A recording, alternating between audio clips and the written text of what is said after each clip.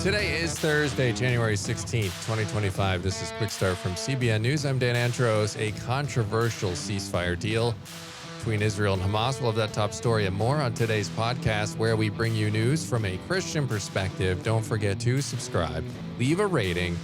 If you'd like to just say hello or give us a show tip or really any thoughts you have, you can email us, quickstartpodcast@cbn.org. That's our email address, quickstartpodcast@cbn.org. Joining me now, get through the news with Cray, as we do each and every weekday, bright and early. Billy Hallowell, Trey Goins-Phillips, and a lot to get to as always. A ton of news going on yesterday and now the rest of the week here. What's coming up on the focus?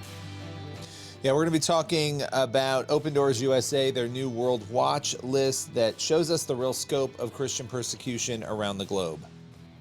All right. Looking forward to the details there, as always, so we can be praying for our Christian brothers and sisters around the globe in perilous situations. On the main thing, speaking of perilous situations, the wildfires still raging on in California. We caught up with CBN's Paul Petit, who is there in California, checking out everything going on with the wildfires. We'll get an update from him coming up on the main thing. All right, make sure you subscribe to all of our CBN News podcasts, including DC Debrief with John Stolnis, Billy's Newsmakers, also our 4-part series, Jesus and the Prophecies of Christmas. All of those links in the description of this podcast episode. All right, with that, we are going to head to the news in 90 seconds. Israel and Hamas have agreed to a contentious ceasefire brokered by Qatari negotiators, with initial stages focused on the releasing of hostages, including Americans and Israelis. President-elect Trump praised the deal, crediting his victory for signaling strength and driving negotiations, and emphasized plans to build on the Abraham Accords that he achieved in his first term as president, vowing that he doesn't want Gaza to ever become a terrorist safe haven again. Some conservatives may be viewing the deal a little skeptically, particularly with its provision to release 1,000 Palestinian prisoners and facilitate massive humanitarian aid to Gaza, while only 33 Israeli hostages will be released. Trump framed it as a step toward peace through strength. The phased hostages releases will prioritize women, children, and the elderly.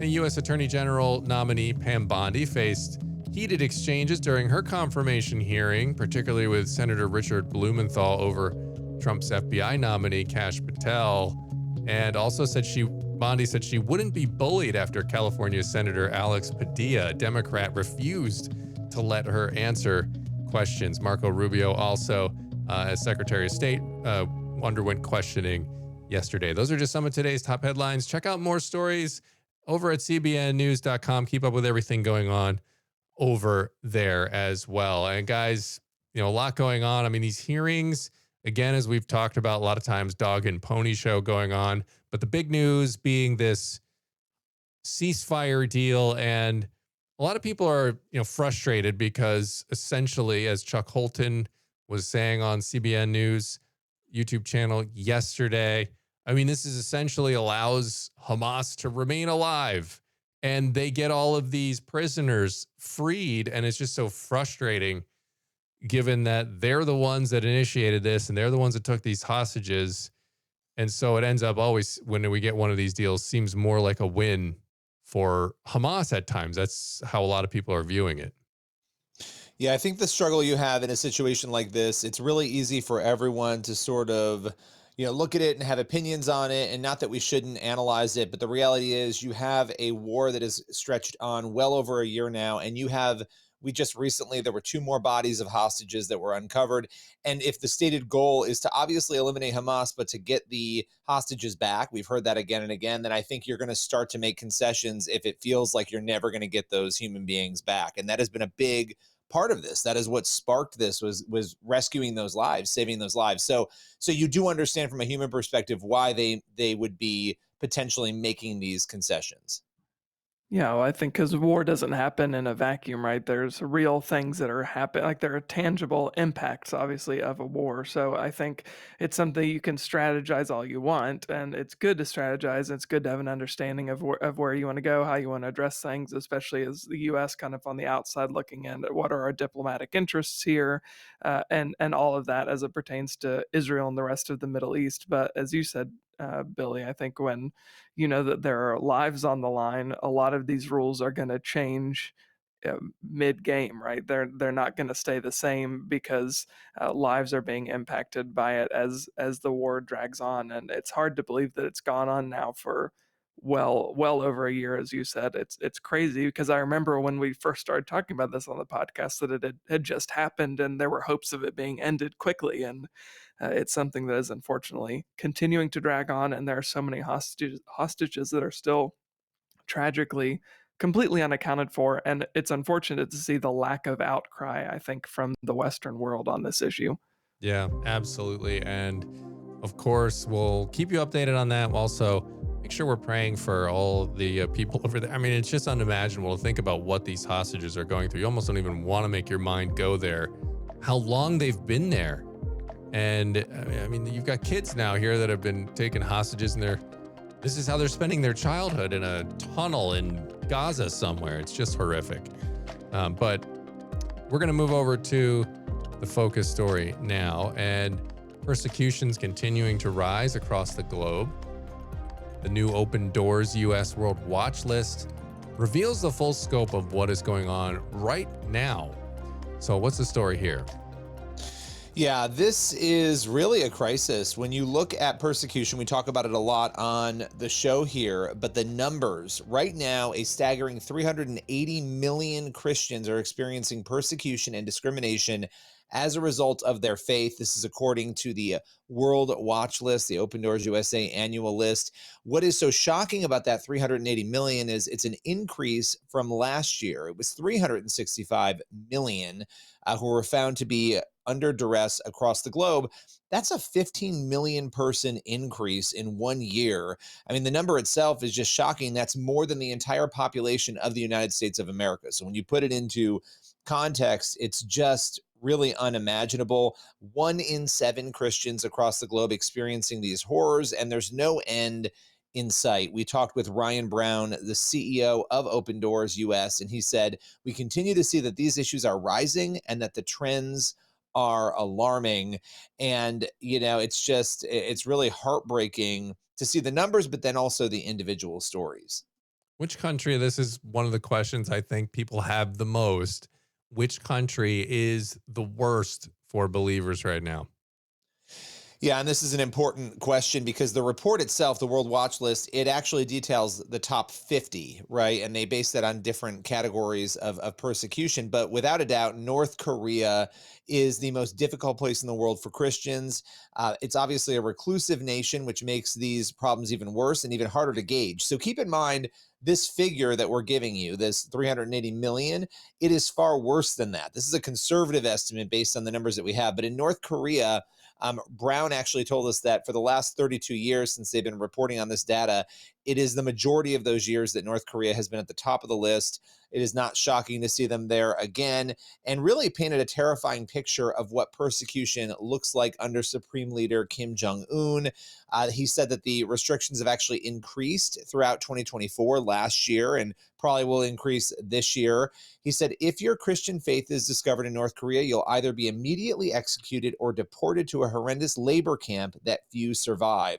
The Kim regime relies on tightly controlling people's behavior and beliefs. There was a news report, as you both might remember, from last year that said that 30 teenagers in North Korea were killed simply because they watched a South Korean drama. And so that shows you the lengths to which they will go in North Korea to restrict people and hold them down. It's really bizarre that North Korea even exists the way it does right now. You'd think in the year 2025 that this is having a situation like that with all the media that's available around the globe would almost be impossible, but nevertheless, they're there, and it is horrible. Prayers need to be up for the folks in North Korea for sure. Not just Christians there, everyone there in horrible conditions. But what other people are familiar with North Korea to an extent? What other countries do we need to discuss here? Yeah, I mean, you've got China. China moved up the ranks. They were number 19 last year. They're number 15 this year. And we know that China is obviously a communist government. They restrict people's lives there. You have to be part of a officially recognized church. You can't just be in a house church. If you are, they could arrest you. They could go after you. But most of the growth that apparently is happening among churches is happening among the unregistered churches, because that's where you can actually follow real Christianity, not the disturbing version of it that the Chinese Communist Party has created. So that's one country to mention. Of course, I know if you listen to this show regularly, you've heard us talk about Nigeria. We have to mention that Nigeria really is a dangerous country for Christians. More Christians are killed in Nigeria every year than in any other country across the globe. And Brown actually said he often points to Nigeria as sort of a snapshot of a pattern that we're seeing throughout Africa and other places. And he said that persecution is as part of this pattern. It doesn't exist in a vacuum.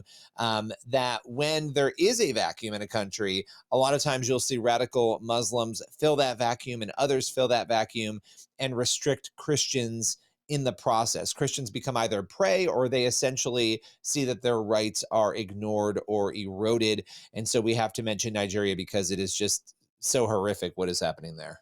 It is, and you can't state it enough, but the amount of bravery and courage and faith it takes to become a Christian or to be openly a Christian in some of these areas of the world is beyond our comprehension, beyond my comprehension, to think, man, just being a Christian and being able to step out and not deny your faith and to openly say what you believe and knowing the potential risk you're at there. I mean, that is just, it really truly is remarkable. And at times it's inspiring to think, man, how lazy am I? And convicting it is. How lazy am I with my faith when I have all the opportunity in the world to share my faith with other people? And there's really nothing holding us back other than the occasional, maybe there's some cultural stigma in certain circles here in the United States, but certainly not everywhere. But, maybe at overly secular workplaces, perhaps, Billy, where we are in the Northeast, Christianity not necessarily as culturally relevant as it is, parts of the South or the Midwest. So, yeah, definitely praying for everybody in these regions. And I know there are plenty of organizations, including Operation Blessing and others, who help Christians in need in these areas. Yeah, I think it's easy to kind of live in a vacuum on this issue too, right? Because you can think, well, I'm not facing persecution because I'm, blessed to live in the West. I'm blessed to live in the United States. We have First Amendment protections and all of that. And there certainly are issues and there are concerns and there are things that that need to be addressed when it comes to discrimination and how we treat people who are Christian. And of course, we have a cultural hostility, I think, often in pop culture, at least, toward Christianity, but it pales in comparison to the persecution that people in other countries and around the world are facing. And it kind of, even every year when this comes out, it's a little bit alarming. It's easy to think like, in my bubble, I don't deal with this. So you can forget that it's really, life and death, literally dangerous to be a Christian in many parts of the world right now. We just need to be praying for these people. I would recommend going to the report, praying over these countries, because it's like you said earlier, Dan, 2025, how in the world are we living in a world where these things could still be happening? Absolutely. All right. Well, good information. Thank you for bringing that one to the podcast today, Billy. It gives us all something to pray about. And we know the prayers of the saints are powerful. So let's go ahead and make sure we're including all of impacted people around the globe in our prayers tonight. All right. That's going to lead us to the main thing now. And the fires in California are still raging, still going on strong. Last check, only still under 20% contained as they fight the weather, they fight the conditions. But CBN's Paul Petit is on the ground there in California, has been going around getting a firsthand look at what's going on, what the needs are. And we caught up with him for a few minutes for today's main thing.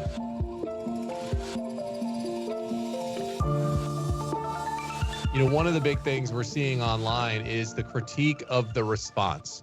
I'm interested to hear from you if you've talked to any firefighters about any frustrations or complaints they might have, or if they feel like they've gotten what they need. I mean, we saw the reports that the fire hydrants didn't have enough pressure in them, or they didn't have water in them at all. We saw that the mayor left the country even as the warnings of the fire were coming in, right? And instead of staying and then coordinating that and getting people in position, it almost feels like there was, and it was almost ignored. And then when it got out of control, now it's too late and these homes are all burning down. We're talking thousands of structures here that have been burned down versus, some of the bigger fires in the past, that number is in the hundreds. Still not good, but feels like maybe it could have been potentially minimized with a better response and more preparedness. Have you gotten into any conversations with any of the officials or firefighters on that topic? Yes, I did get to speak to a chaplain who voiced his frustration as well as his concern. He's also a pastor, and a lot of the people in the Calabasas fire, he told me, go to his church. In other words, he said, this is my neighborhood, as he was showing us burnout home after burnout home, just like what you see behind me. And yeah, there was a lot of frustration due to the leadership here in Los Angeles. He took us, the chaplain did, to a balcony, and the resident there pointed out, and their home was saved.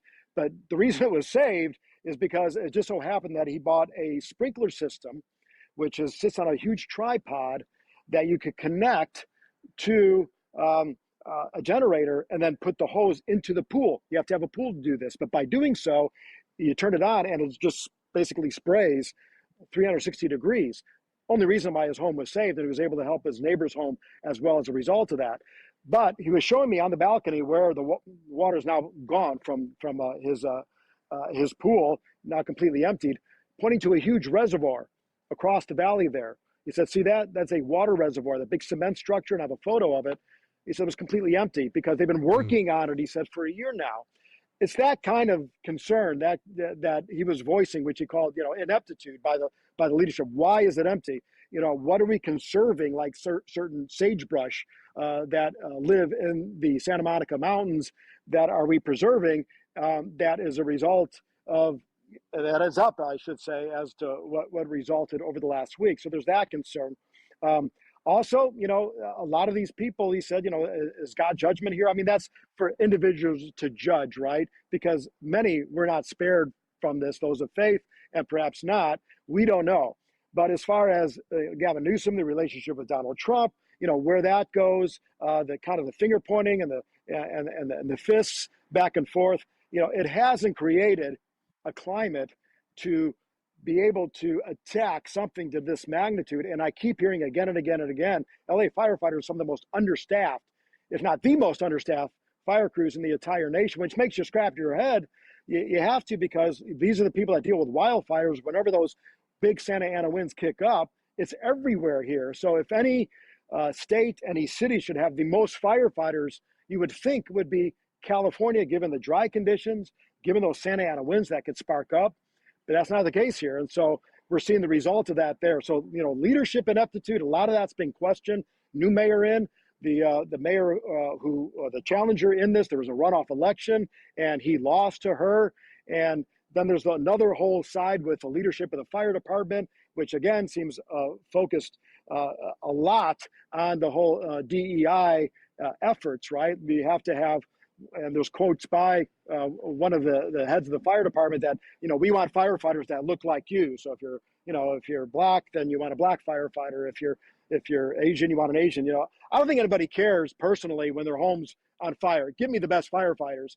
But this is a running issue with the entire country, is our focus should be on that, getting the best firefighters and making sure that we're staffed. But then again, money has been pulled out of that budget to pay other things within the city and city of Los Angeles. There are a lot of needs here. And when you're cutting budgets from first responders, something like this happens, you have to kind of think, okay, how does this all connect? So I'm not going to try to dive in too much here, but this is all verbalized to me from the chaplain and the frustration that they're feeling. But yet they even know in all that, God could come in and change hearts. And that's the bottom line of his efforts. But yeah, ineptitude, we could possibly, in his words, be seeing what's going on or the results of everything that I just mentioned. Yeah, absolutely. And just want to thank Carla for your donation there. Greatly appreciated.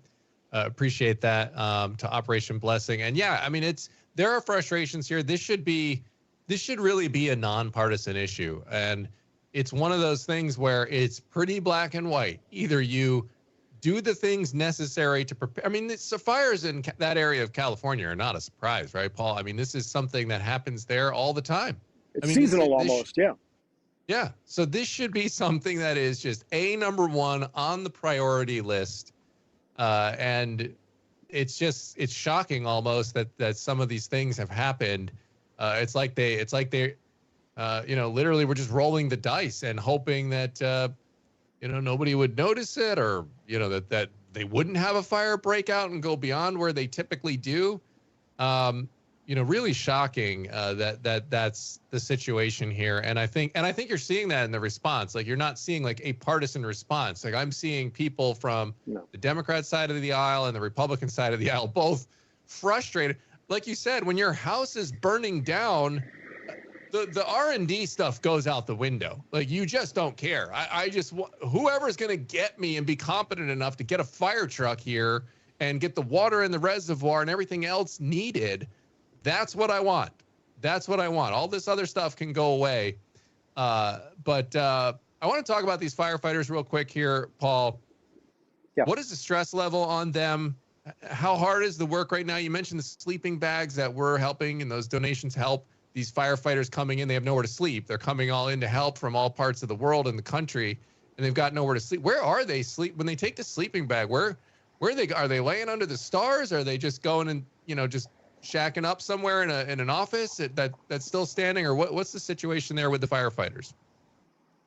We haven't been able to find out yet, because we're about right after we're done here, Dan, we're going to go to the fire station where those sleeping bags and the air mattresses are going to be going to find out what the situation is. But what I got to tell you is that it's pretty much wherever they could find a spot there in the firehouse. Now, it's warm enough for some. When we were along the Pacific Coast Highway, we were seeing cots that were laid out. So for some, I'm not certain if they were firefighters, perhaps more the National Guard, they were sleeping under the stars. So they're trained for that. They're used to that. Firefighters, maybe not so much. The stress level, I can imagine, not being a first responder by any means, what they could be under. We're not talking 8-hour shifts. We're talking 10, 12. And then all of a sudden they could be called from this spot to that spot on a moment's notice. They train for this, yes, but still the capacity to be able to do that, to be able to pivot, and to have the energy, because when you get fatigued, that's when things get dangerous, when you're fighting a wall of things. You have to keep that energy level. I don't know how they do that, not to mention the frustration, like in the Pacific Palisades fires, when they hooked up the fire hydrants, turned them on, only to find there was nothing coming out. We saw little fire hoses all over, sprinkled, left there, which tells me that they weren't working. The firefighters just left them there and they moved on once they were able to evacuate the area. So there's got to be a lot of frustration, certainly a lot of fatigue, and certainly, a lot of energy needed, because they could become very weary in fighting a fire. And that's why one of the firefighters we spoke with when we were in Pacific Palisades came from Sacramento to help fight the flames. And he says, it's tough. And it's tough mentally. He said, even in the midst of fighting a fire, he said, you're there with the hose trying to save a home with all you can. They save homes like they would save a life, because they know lives live in that home. So you look in the backyard and you see children's toys set up, and that was somebody's home, again, regardless of socioeconomic status. And that's tough for them. He said it really wears on your conscience. When you do that home after home after home, you got the physical, you got the mental, and certainly you have the spiritual. It takes a lot to be a firefighter, particularly here in California, battling these huge, huge wildfires. All right. Thanks, Paul, for joining us for a few minutes there to bring us up to speed on what's going on. Make sure you're tuned to cbnnews.com for more on the fires as that continues to develop. All right. That's going to leave us with time on the podcast today for one last thing. We're going to take a look at 1 Samuel 16, verse 7. For the Lord sees not as man sees. Man looks on the outward appearance, but the Lord looks on the heart. And this is happening as Samuel's anointing David, and God's clearly showing here that obviously he values our character more than kind of how things look on the outside. If we remember David's father, is kind of surprised. He doesn't even consider bringing David forward because he's thinking about all of his other sons who were the tall and handsome, the strong, and the established ones. But that was not who God had in mind, because God knew David's heart. Yeah, no, I love that. And I think it's a reminder too that God knows, we don't. And so we make assumptions that we know and that we have all the answers, but only he knows truly what's in all of our hearts. Yeah. Yeah, I think we have a really limited picture of reality when it comes to knowing somebody's heart. But also that verse just reminds me of the importance of integrity, right? To be true to what, scripture says. Don't just give an outward appearance of devotion to scripture, actually believe it. Yeah, 100%. And the way you were saying it too, Billy, God knowing our hearts, that makes me, gosh, that's so convicting to me as well. It's comforting, but also convicting, right? Because we can get prideful and arrogant thinking of how we look on the outside to other people. Maybe we have a certain status in our own circles, right? And people look up, but we think about how wicked our hearts are and just our thoughts that we have from time to time. And knowing that God knows all those, that should really humble us and just make us all the more grateful that we have a patient, a loving, a kind, a graceful and merciful Father who forgives us for all of our shortcomings. And, it's good to think on that before we become too prideful. All right, that's where we're going to leave it on the podcast today. Make sure you're getting on over to cbnnews.com, faithwire.com for more news from a Christian perspective. Get yourself on over to ob.org, Operation Blessing. You can donate and help people in need there as well. Lord willing, and that creek don't rise. We'll be back tomorrow with more. God bless. See you then.